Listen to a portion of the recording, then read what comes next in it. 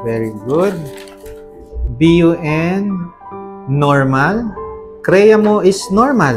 Normal yan, Dok. Oh, congratulations. 4 months akong nai-stress sa doktor ko na sabi CKD, candidate na akong CKD. Nagpa-psychiatrist pa ako sa sobrang stress ko. Okay, Kasi ayoko nang nakapapanood ko ng dialysis. Dahil tumataas ang CREA mo, nako-consider siya ng CKD.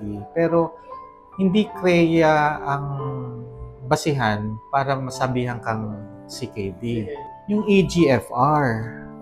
So, pagka may CKD, ang ultrasound, meron siyang renal parenchymal kita doon. So, ibig sabihin may damage yun. Tapos, dito pa lang sa urinalysis, cleared ka na. Hindi ko naiisipin ng CKD dito. Wala kang protein eh. Ang normal ang BUN mo. Hindi na ako mag-iisip ng problem sa kidney kasi both BUN and CREA is kidney function test. Pagka may damage ang kidney mo, both of them will be elevated. Ngayon, pagka elevated ang BUN mo lang, CREA normal. Dalawa lang iisipin ko. Dehydration or too much protein.